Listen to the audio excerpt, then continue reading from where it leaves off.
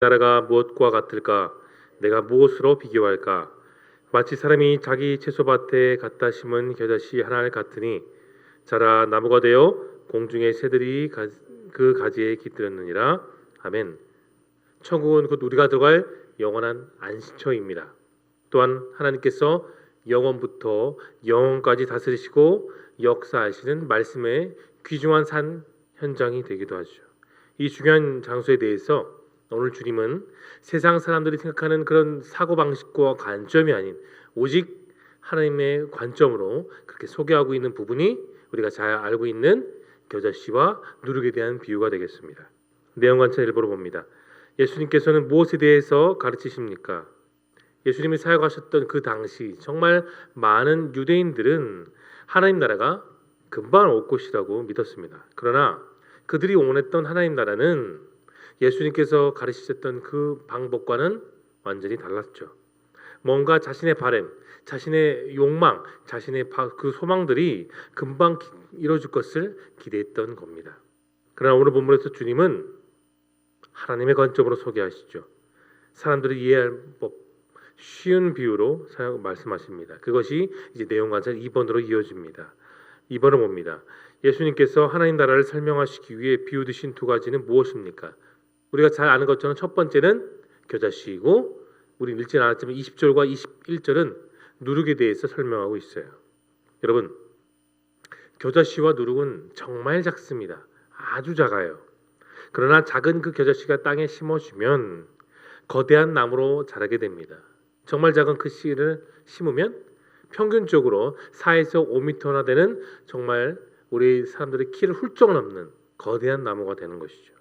누룩도 처음에는 아주 보잘것없이 작지만 그러나 시간이 지나면 반죽하는 그 전체 반죽으로 금방 스며들게 됩니다. 처음에는 별 볼 일 없는 그런 대상이어도 겨자씨와 누룩은 아주 큰 위력을 가진 것이 이 두 가지의 특징이라고 할 수 있겠습니다. 3번 연구와 묵상입니다. 예수님께서 하나님 나라를 작고 연약한 것에 비유하신 이유는 무엇인가요? 예수님의 말씀을 듣던 청중들은 대부분 그들이 들었던 그리고 생각했던 메시아에 대한 기대가 아주 컸습니다. 이스라엘이 현재 다스리고 있는 로마의 통치를 완전히 벗어나 해방되고 그들의 조상이었던 그 다윗의 왕자가 완전히 회복될 것을 그들은 철석같이 소망했기 때문이죠. 그러나 하나님의 나라는 조용히 그리고 아주 작은 부분부터 하나하나 준비되어 가고 있었습니다.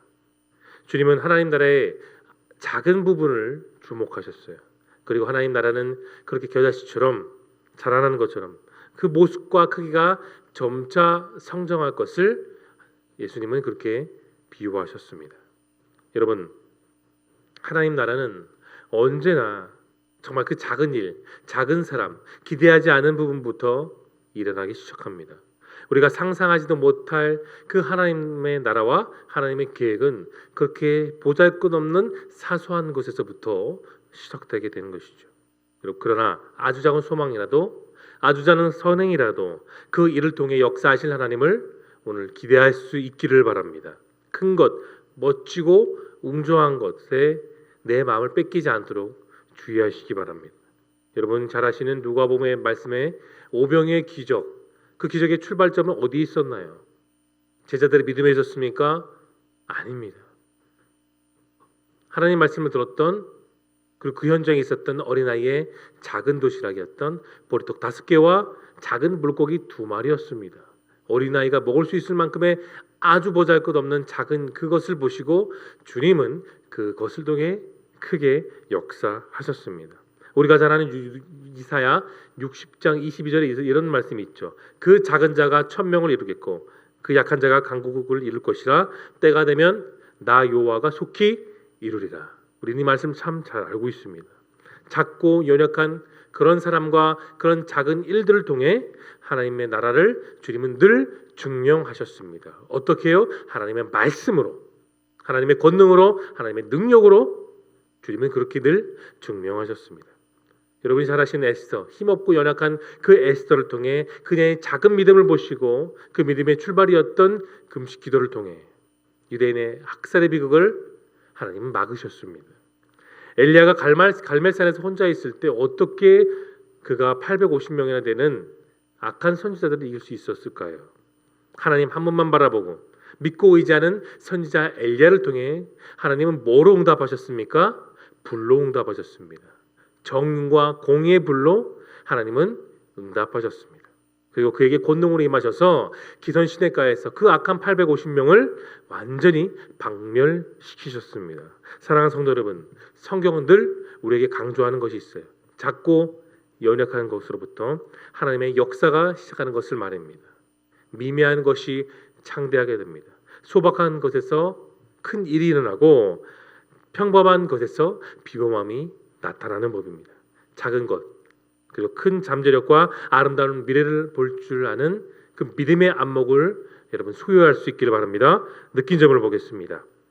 하나님의 나라를 작게 시작하지만 크게 자라 겨자씨와 누룩에 비유하신 예수님의 말씀을 보며 무엇을 느끼십니까? 예전에 TV를 본 적이 있는데 TV 프로그램에 알쓸신잡이라는 프로그램이 있었습니다. 거기에 출연한 물리학자가 이런 말을 했어요. 야구공을 빛의 속도로 던지면 어떻게 될까라는 그런 질문이 있었습니다. 그런데 그 물리학자는 아주 단순한 대답을 했어요. 야구공이 배트에 맞는 순간 핵폭탄과 같은 위력을 발휘한다는 겁니다. 야구공이 배트에 맞는 순간 일어나는 그 질량의 변화가 엄청나게 큰 에너지를 발휘한다는 것이죠. 여러분, 믿음의 에너지도 마찬가지입니다. 우리 믿음이 크기 때문이 아니라 우리 믿음의 폭이 커서 우리에게 역사하시는 하나님의 능력이 큰 것이 아닙니다. 우리는 작을지라도 연약할지라도 우리의 그 작은 부분을 통해 하나님의 말씀이 큰 믿음의 에너지로 나타나는 겁니다. 우리 믿음이 겨자씨만 한다고 할지라도 하나님을 의지하고 나아갈 때 우리의 삶에는 핵폭탄보다 더 큰 하나님의 능력과 하나님의 역사와 믿음의 에너지가 나타나는 사실을 여러분 믿으시기를 바랍니다. 하나님의 나라는 세상 사람들이 바라볼 때는 결코 만족할 수가 없어요. 왜냐? 당장에 나타나지 않고 쉽게 부조가 되는 것도 아니며 돈을 많은 법도 없고 세상 사람들을 위해서 권력을 소유하는 꿀팁이 있는 것도 아니기 때문입니다. 그러나 우리는 그렇게 세상 사람들의 관점처럼 살아서는 안 됩니다. 신앙인으로 말하자면 하나님의 시각으로 보는 눈을 가져야 됩니다.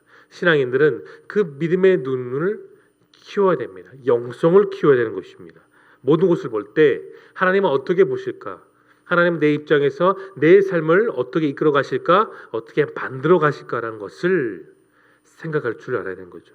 그렇게 할 때 인간의 한계를 뛰어넘어 우리는 믿음의 눈으로 아버지의 시선으로 아버지의 생각으로 아버지의 말씀으로 우리는 그렇게 살아갈 수 있습니다. 아버지 자신을 객관화해도 시간과 공간의 제약을 받게 되면 우리는 늘 멈춰질 수밖에 없습니다. 주관은 존재하지만 그 주관을 넘어서 하나님의 뜻과 하나님의 말씀과 하나님의 시선으로 오늘을 살아가는 저와 여러분 모두가 될 수 있기를 소망합니다. 적용을 보겠습니다. 내가 믿음으로 행했지만 세상적 기준으로 실패했다고 여기는 일이 있다면 무엇입니까? 여론조사 갤럽 기관이 미국인을 대상으로 성공에 대한 조사를 한 적이 있습니다.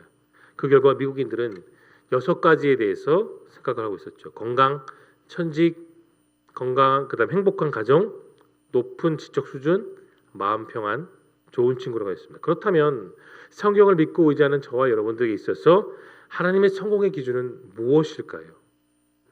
첫 번째, 몸의 건강만큼 영혼도 건강해야 됩니다. 둘째, 하나님이 주신 사명을 펼칠 수 있는 그런 소명을 가져야 됩니다. 셋째, 주님과 동행하는 믿음의 가정이 이루어야 됩니다. 넷째, 늘 말씀을 공부하고 자녀들에게 내가 배우고 묵상하고 알게 된 말씀에 깊이 있는 지식을 가르쳐야 됩니다. 다섯 번째, 주님이 날마다 주시는 평안을 깨달아야 되는 것이며 마지막 여섯 번째, 믿음이 통할 수 있는 믿음의 친구들을 늘 사귀는 것입니다. 여러분, 말씀이 알려주는 기준이 이 세상을 올바르게 살아갈 수 있는 가장 확실한 바로미터가 됩니다. 비록 나의 기준과 나의 생각이 다를지라도 우리는 언제나 내 생각에서 하나님 생각으로, 내 기준에서 하나님 기준으로 우리는 발걸음과 생각을 다 집중해야 됩니다. 말씀의 원리를 따라 사람의 삶과 신앙, 그리고 내 인생의 균형을 맞추십시오. 반드시 주님을 의지하며 나아갈 수 있기를 바랍니다. 마지막 결단을 보겠습니다. 겨자씨와 누룩같이 놀라운 일을 행하실 하나님을 기대하며 내 삶에 임한 하나님 나라를 기뻐하기 위해 여러분 무엇을 결단하시겠습니까? 우리 그리스도인 중에는 어떤 사람들은 여전히 이 세상이 좋아, 이 세상의 문화를 좋아, 하나님보다 문화를 따라가는 사람도 있습니다. 그들은 즐거운 삶과 안락과 화평으로 가득해서, 세상이 주는 화평으로 가득해서 하나님 나라를 기대하지 않죠. 그러나 이 세상에서 즐겁게 사는 것도 물론 필요할 것입니다. 그러나 그 기쁨이 정말 오래 갈까요? 하나님께서는 우리들에게 모든 것을 후히 주시고 눌러 흔들어 주시는 축복을 허락하십니다. 그러나 하나님 나라에 대한 모든 관심을 세상이 아니라 하나님께 집중할 때 그 모든 것들이 이루어집니다. 따라서 세상의 즐거움에 우리는 내 마음을 뺏겨서는 안 될 것입니다. 천국은 눈물도 아픔도 연약함도 없습니다. 오직 그곳에서는 우리 아바 아버지 되시는 하나님을 만나 영원히 복락을 누릴 수 있게 됩니다.